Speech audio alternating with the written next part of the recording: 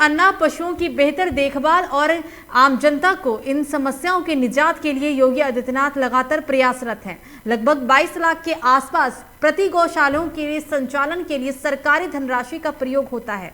जिले में 122 गौवंश आश्रय स्थल खुले हुए हैं और इन सभी में 20,777 गौवंश सुरक्षित भी हैं। बता दें कि हर महीने आने वाली भारी खर्च को देखते हुए जिला प्रशासन ने आत्मनिर्भर गौशाला की पहल भी की थी, जिसमें इस वर्ष उसे काफी सफलता हाथ लगी। लगभग 6 लाख की आमदनी इस आत्मनिर्भर गौशाला से प्राप्त हुई है, जिसके बाद जिला प्रशासन लगातार आमदनी के लिए नए माध्यमों को चुना है और जिससे प्रतिवर्ष एक अच्छी खासी आमदनी से गौशाला का खर्च निकलेगा और कम से कम सरकारी धन का व्यय भी हो सकेगा। क्या है पूरा मामला, देखिए इस रिपोर्ट में।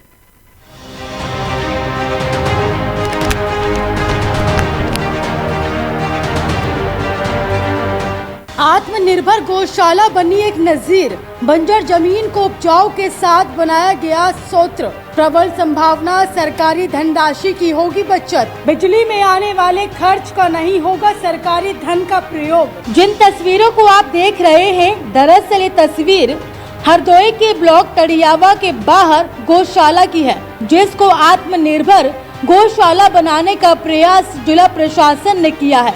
दरअसल ये गौशाला में लगभग 9.535 हेक्टेयर भूमि पर स्थित है और 206 गौवंश सुरक्षित हैं।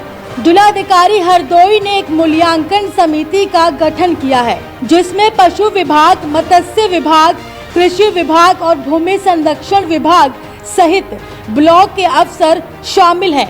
गौशाला के चारों तरफ तार लगाए गए हैं ताकि पशु बाहर न निकल सके। सर्दी, धूप, बारिश के बचाव के लिए टीन सेट का निर्माण सहित 2 पानी के टैंक बनवाए गए हैं, जिसे समरसेबल से भरा जाता है। इसके अलावा अभी तक कुछ भूमि उपजाऊ बना ली गई है, जिसमें गेहूं और सरसों और जौ की बुआई की गई थी, जिससे लगभग 6 लाख की आमदनी गौशाला को प्राप्त हुई है।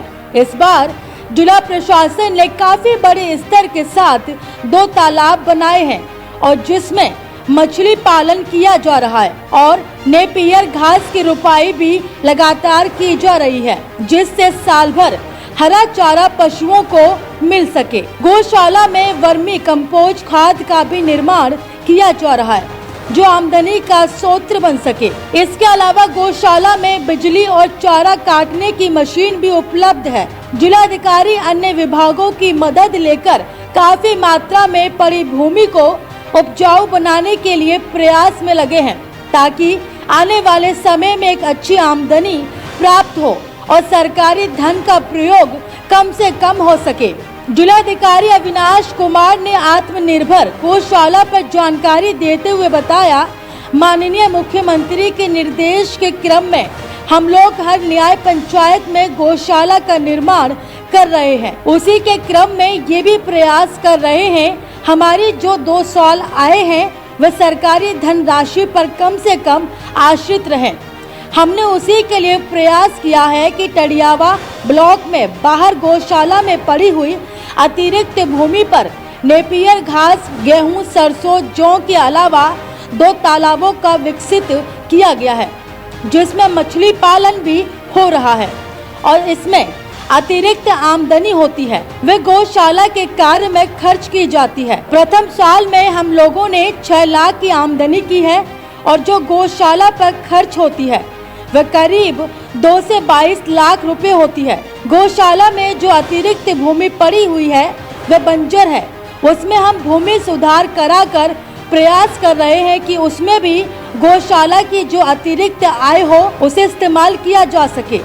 देखिए, माननीय मुख्यमंत्री जी के निर्देश के क्रम में हर न्याय पंचायत में हम लोग गौशाला का निर्माण कर रहे हैं और उसी के क्रम में हम लोग ये भी प्रयास कर रहे हैं कि जो हमारी गौशालाएं हैं वो सरकारी धनराशि पे कम से कम आश्रित रहें। तो हमने उसी के लिए एक प्रयास किया है। बहर गौशाला जो टड़ियावा ब्लॉक में है, उसमें हम लोगों ने जो अतिरिक्त पड़ी हुई हमारे पास भूमि थी गौशाला से लगी हुई, उसमें हमने चारागाह की जो भूमि थी उसमें हम लोगों ने नेपियर ग्रास लगाई है और पेड़ लगाए हैं जो छाएं दे सकें और तालाब खोदे हैं 2 और शेष भूमि में हम लोग खेती भी कर रहे हैं। तो इससे जितनी भी आमदनी होती है उसको हम लोग गौशालाओं के अनुरक्षण में इस्तेमाल करते हैं, जैसे चारा, भूसा, बिजली का बिल, इन सब के केयर टेकर का जो खर्चा है वो निकल सके। तो इस प्रथम वर्ष में हम लोगों ने लगभग उससे 6 लाख की आमदनी करी है, और जो हमारा गौशाला पे जो ओवरऑल खर्चा आता था 20 से 22 लाख आता था, तो उसमें से 6 से 7 लाख की अब हमारे पास रिकवरी करनी स्टार्ट हो गई है। जो अतिरिक्त हमारे पास जो एरिया बचा है वो बंजर है, हम प्रयास कर रहे हैं उसमें भूमि संरक्षण के कार्य करा के उसमें सुधार किया जाए, और उसको भी हम लोग गौशाला के जो आम गौशाला की अतिरिक्त आय हो सके उसके कार्यों में हम लोग इस्तेमाल में ला सकें। अन्य गौशालाओं को भी इसी मॉडल पर तैयार किया जाएगा? जी, हम प्रयास कर रहे हैं कि पहले प्रोजेक्ट में फर्स्ट फेज़ में हम लोग हर ब्लॉक में एटलीस्ट एक ऐसी मॉडल गौशाला हम लोग बनाएं, और उसी के क्रम में हम लोगों ने 19 ब्लॉकों में हर एक ब्लॉक में एक एक गौशाला का चिन्हांकन कर लिया है। उसको सेक्टर स्कीम उस पर लागू करते हुए हम लोग जो समिति बनी है उसका परीक्षण कर रही है, जिसमें मत्स्य, कृषि विभाग, भूमि संरक्षण अधिकारी, ये सब लोग हैं, वो इसका परीक्षण करते हैं, एनालिसिस करते हैं, और उसके बाद हम लोग उन गौशालाओं को उपयोग करते हैं।